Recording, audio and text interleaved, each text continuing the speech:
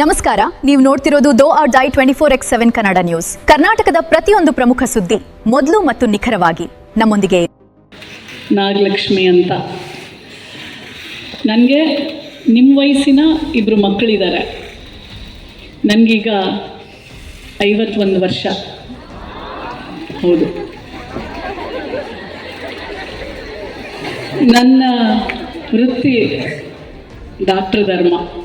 ನಾನು ಸಹ ಮಕ್ಕಳ ಡಾಕ್ಟ್ರು. ಆದರೆ ಗೊತ್ತಿಲ್ಲ, ಅಕಸ್ಮಾತ್ತಾಗಿ ರಾಜಕಾರಣ ಪ್ರವೇಶ. ನಮ್ಮ ಹುಟ್ಟೂರು ಮಾರೇನಹಳ್ಳಿ. ಯಾವೂರು? ಒಂದು ಹಳ್ಳಿ. ಅಲ್ಲಿ ಋತುಮತಿ ಆದರೆ ಮಗಳು ಮೈ ನೆರೆದ್ರೆ ಮೊದಲನೇ ಬಾರಿ ಅವಳು ನಮ್ಮ ಕಡೆ ಎಲ್ಲ ದೊಡ್ಡವಳಾದರು ಅಂತಾರೆ. ಅದಾದಮೇಲೆ ಗಂಡು ನೋಡೋದು, ಮದುವೆ ಮಾಡುವಂಥ ಕಾಲ. ನಮ್ಮ ತಾಯಿ ಹೆಸರು ಅಮ್ಮಯ್ಯ, ನಮ್ಮ ತಂದೆ ಹೆಸರು ಕೃಷ್ಣಪ್ಪ. ನೋಡೋಕ್ಕೆ ಚೆನ್ನಾಗಿದ್ದೀನಿ, ವರಗಳು ಜಾಸ್ತಿ ಬರ್ತಾಯಿತ್ತು.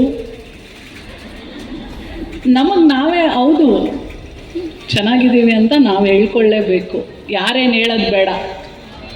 ನಾವು ಕನ್ನಡಿ ಮುಂದೆ ನಿಂತ್ಕೊಂಡ್ರೆ ಹೌದು, ಅದೇ ಶಕ್ತಿ.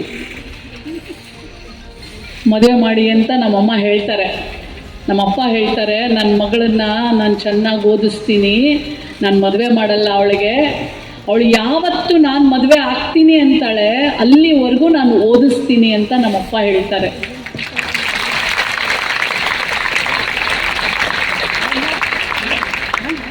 ನಾನು ಚೆನ್ನಾಗಿ ಓದಿದೆ.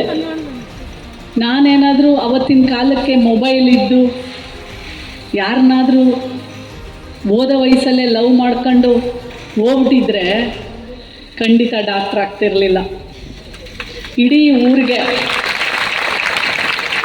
ನಮ್ಮೂರಿಗೆ ನಾನೇ ಮೊದಲನೇ ವಿದ್ಯಾವಂತೆ, ಮೊದಲನೇ ಡಾಕ್ಟ್ರು. ನನಗೆ ಹಾಡು, ಡಾನ್ಸು ಎಲ್ಲ ಇಷ್ಟ. ನಾನು ಹಾಡು ಹೇಳೋಕ್ಕೆ ನಮ್ಮ ಅಪ್ಪಂಗೆ ಗೊತ್ತಿಲ್ಲದಂಗೆ ಹೋಗ್ಬಿಡ್ತಿದ್ದೆ ದಾಸರ ಮನೆಗೆ. ನಮ್ಮಪ್ಪ ಕರೆದುಬಿಟ್ಟು ಹೇಳೋರು, ಬರೀ ಓದ್ಬೇಕು ನೀನು, ಟೈಮ್ ವೇಸ್ಟ್ ಮಾಡಬೇಡ. ನಾವಾಗ ಅನ್ಕೊಂಡು ನಮ್ಮಪ್ಪನ ಮೇಲೆ ಕೋಪ ನನಗೆ. ನಮ್ಮಪ್ಪ ಯಾಕೆ ನನ್ನ ಹಾಡು ಹೇಳೋಕ್ಕೆ ಕಳಿಸಲ್ಲ, ಡ್ಯಾನ್ಸ್ ಮಾಡೋಕ್ಕೆ ಕಳಿಸಲ್ಲ ಅಂತ. ನಮ್ಮಪ್ಪ ಇಲ್ಲ, ಇವಾಗ 21 ವರ್ಷ ಆಯಿತು ನಮ್ಮ ತಂದೆ ತೀರೋಗಿ. ಆದರೆ ನಮ್ಮಪ್ಪ ಎಷ್ಟು ಶಕ್ತಿ ಕೊಟ್ಟೋದ್ರು ಅಂದರೆ,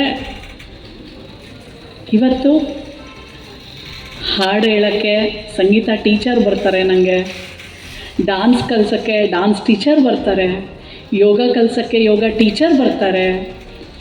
ಎಲ್ಲರೂ ಹೋಗ್ಬೇಕಂತಂದರೆ ಕಾರ್ ತೊಗೊಂಡಿದ್ದೀನಿ, ಡ್ರೈವರ್ ಇಟ್ಕೊಂಡಿದ್ದೀನಿ.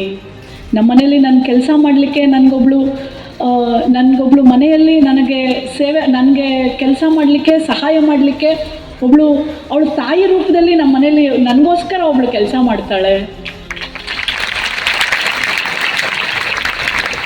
ಇಷ್ಟು ಜನರನ್ನ ಇವತ್ತು ನಾನೊಬ್ಳು ಕೆಲಸ ಕೊಟ್ಟು ಅವ್ರ ಮನೆಗಳಲ್ಲೂ ಅವ್ರ ಕುಟುಂಬವನ್ನು ನಡೆಸೋ ಅಂಥ ಶಕ್ತಿ ಎಲ್ಲಿಂದ ಬಂತು? ಏನು ಕೊಟ್ಟಿದ್ದ ಅಪ್ಪಾಜಿ ನನಗೆ? ಏನು ಶಕ್ತಿ? ಏನದು? ಎಷ್ಟು ಜನ ನನ್ನಂಗೆ ಆಗಬೇಕು ಅಂತ ಇದ್ದೀರಾ? ಕೈ ಎತ್ತಿ. ಎಲ್ಲ ರೆಕಾರ್ಡ್ ಮಾಡ್ಕೊಂಬಿಡಿ.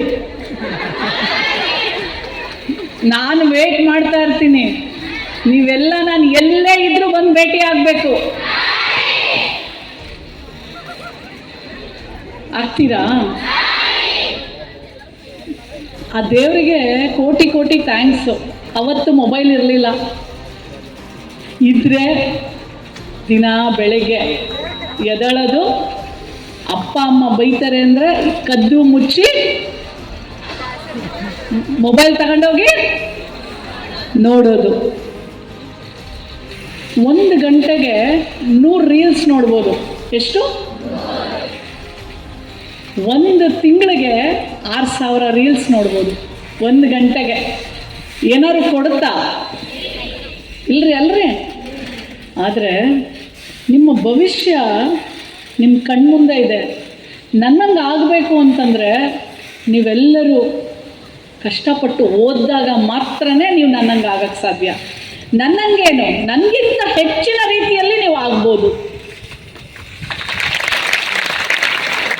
ಆದರೆ ನೀವು ಓದ್ತೀರಾ? ಹಾರಿ ಎಷ್ಟು ಜನ, ಸುಳ್ಳು ಯಾರೂ ಹೇಳಂಗಿಲ್ಲ, ನಾನು ತಾಯಿ ಇದ್ದೀನಿ. ಎಷ್ಟು ಜನ ಪ್ರತಿದಿನ 2 ಗಂಟೆ ಓದ್ತೀರಾ? ಕೈ ಎತ್ತಿ. ಸುಳ್ಳು ಹೇಳಬಾರ್ದಾ? 2 ತಾಸು ಪ್ರತಿದಿನ ಓದೋರು ಎಷ್ಟು ಜನ? ಓಕೆ, ಕೈ ಕೆಳಗಡೆ ಇಳಿಸಿ. ಪ್ರತಿದಿನ 3 ತಾಸು ಓದೋರು ಎಷ್ಟು ಜನ ಇದ್ದೀರಾ? ಪ್ರತಿದಿನ 4 ತಾಸು? ಹಂಗೆ ಕೈ ಎತ್ತಿರೋರು ಹಂಗೆ ಇರಿ. 4 ಗಂಟೆ? ನನ್ನ ಮಕ್ಳಂಗಿದ್ರೆ ಎಷ್ಟು ನಿಜ ನಡ್ಕೋತಾರಪ್ಪ.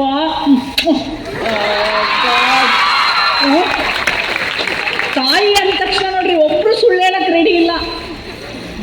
ಎಲ್ಲರೂ ನನ್ನಮ್ಮ ಇದ್ದಾಳೆ ಅಲ್ಲಿ, ಸುಳ್ಳು ಹೇಳಂಗಿಲ್ಲ. ಬಿಡ್ರವ, ನನ್ನ ಮನ್ಸು ಗೆದ್ಬಿಟ್ರಿ ನೀವೆಲ್ಲರೂ. ಇಲ್ಲಿ ಯಾರು ಕೈ ಎತ್ತಿದ್ದು?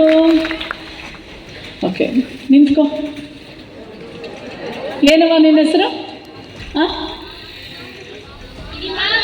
ಹಿಮಾಂಬು. 4 ತಾಸು ಓದ್ತೀನವ. ಚಪ್ಪಾಳೆ ಹೊಡೀರಿ ಎಲ್ರಿ.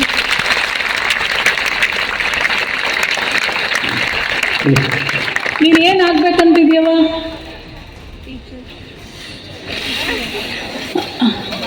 ಏನಾಗ್ಬೇಕಂತೀಯ? ಚಲೋ ಓದಿ ನೀ ಏನಾಗ್ಬೇಕಂತಿದ್ದಿ? ಟೀಚರ್ ರೀ? ಹ್ಞೂ ರೀ. ಹಾಂ, ಹೇಳಮ್ಮ, ಏನಾಗ್ಬೇಕಂತಿದ್ದಿ? ಹತ್ರ ಟೀಚರ್ ಆಗಬೇಕು ಅಂತ ಆಸೆ. ಚಪ್ಪಾಳೆ ಹೊಡೀರಿ ಅಂತ. ಮೈ ಕೊಡವ. ಕೂತ್ಕೊ ಮಗಳೇ. ನಾನೊಂದು ಮಾತು ಹೇಳ್ತೀನಿ ಕೇಳಿ. ನೀವು ಪ್ರತಿದಿನ 4 ತಾಸು ಓದಲೇಬೇಕು.